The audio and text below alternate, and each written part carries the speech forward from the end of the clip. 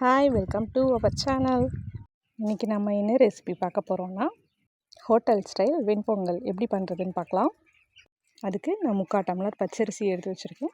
ஒரு 1 ஸ்பூன் பாசிப்பருப்பு, அதை ரெண்டையும் வாஷ் பண்ணி வச்சுட்டு, கருவேப்பிலை, அப்புறம் பச்சை மிளகாய், இஞ்சி ரெண்டையும் தட்டி எடுத்து வச்சுருக்கேன். ஒரே ஒரு பச்சை மிளகாய் தான். குக்கர் அடுப்பில் வச்சுட்டு ஒரு டேபிள் ஸ்பூன் நெய் சேர்த்துக்கலாம்.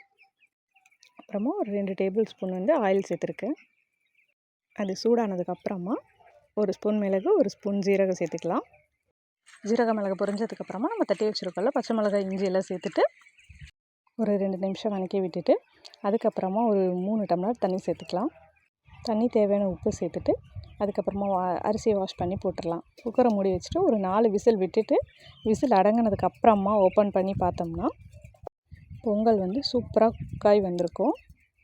அதை அப்படியே கரண்டிலே கொஞ்சம் மேஷ் பண்ணி விட்டோம் அப்படின்னா சூப்பராக இருக்கும். இப்போ தாளிக்கிறதுக்கு கருவேப்பிலை, முந்திரி, கொஞ்சமாக ஜீரக மிளகு சேர்த்துட்டு ஒரு பேன் அடுப்பில் வச்சுட்டு அதில் 1 ஸ்பூன் நெய், ஒரு 2 ஸ்பூன் ஆயில் சேர்த்துக்கலாம். சேர்த்ததுக்கப்புறமா சூடானதுக்கப்புறம் நம்ம எடுத்து வச்சுருக்கோம்ல முந்திரி, கருவேப்பிலையெல்லாம் சேர்த்து நல்லா கோல்டன் ப்ரௌன் கலராக வர வரைக்கும் ஃப்ரை பண்ணிவிட்டு அதை அப்படியே பொங்கலில் சேர்த்துக்கலாம். சேர்த்து கிளறி ஒரு 5 மினிட்ஸ் மூடி வச்சிடலாம். நான் சாம்பார் வைக்கல. சட்னிக்கு தேங்காய், பொட்டுக்கடலை,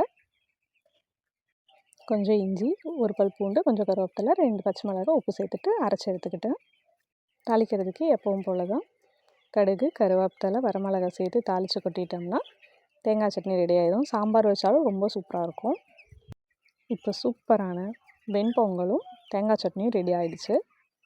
சட்னி சாம்பார் ரெண்டுக்குமே சூப்பராக இருக்கும்.